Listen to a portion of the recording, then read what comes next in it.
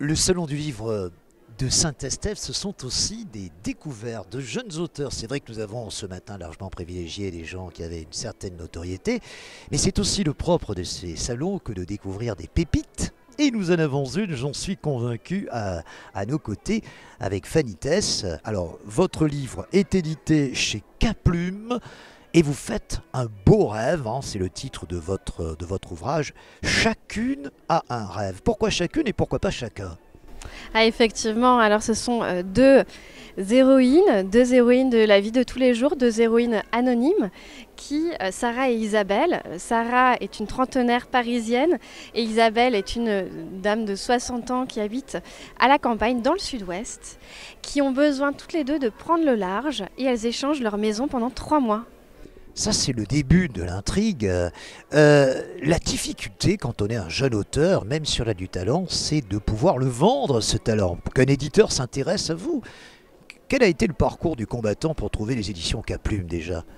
Alors déjà, je suis ravie et honorée parce que ce sont de très belles maisons d'édition qui sont dirigées par Julie Desve, qui est une jeune femme pleine de talent et qui m'a donné ma chance. Donc je leur remercie beaucoup. Le parcours du combattant, effectivement, il existe. Donc c'est, je pense, beaucoup de travail. Beaucoup de travail, il n'y a pas vraiment de secret. Un peu de chance quand même aussi? C'est ça, et puis un peu de chance. Oui, sûrement. Vous êtes agenaise, bordelaise, et destinée à écrire encore d'autres ouvrages, d'autres romans. J'imagine que vous ne voulez pas vous en arrêter là. Oui, alors je rajouterais, je suis agenaise, bordelaise et un peu parisienne aussi. C'est un plus quand même d'être à Paris. Oui, alors oui, c'est vrai, c'est un... Parce que vous êtes au cœur finalement de ces maisons d'édition, plus ou moins célèbres, mais en tout cas, ça fourmille d'idées. Vous avez des opportunités qui se présentent bien davantage dans la capitale qu'en province, vous confirmez? Oui, alors moi, ma maison d'édition, elle n'est pas à Paris, elle est à Troyes. Et c'est un peu le sujet de mon livre, c'est-à-dire qu'effectivement Paris c'est une ville emplie d'énergie, où ça fourmille, où il y a un dynamisme assez incroyable qu'on ne trouve pas ailleurs.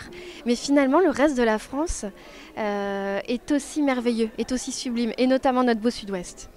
Est-ce qu'il y a un âge où on se sent prêt à écrire, où la valeur n'attend pas le nombre des années pour l'écriture? Ah non, je crois que... Je crois pas que ce soit une question d'âge, je crois que c'est une question de souhait, de moment, d'histoire, de besoin. C'est peut-être l'instinct même qui parle. C'est combien de mois de préparation cet ouvrage-là? 1 an.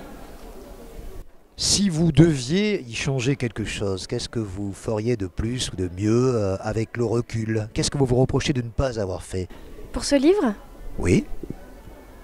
Rien parce que même les toutes petites erreurs ou les petites erreurs que je vois, je les aime finalement, j'y suis attachée. Donc il est parfaitement imparfait en fait. Très bien. Et les lecteurs, quel rapport avez-vous? Vous en avez sans doute déjà. Qu'est-ce qu'ils vous disent de cet ouvrage pour ceux qui l'ont acheté? Alors là, je viens juste de recevoir d'ailleurs un retour qui m'a beaucoup touchée, ça m'a beaucoup émue, j'en ai eu les larmes aux yeux.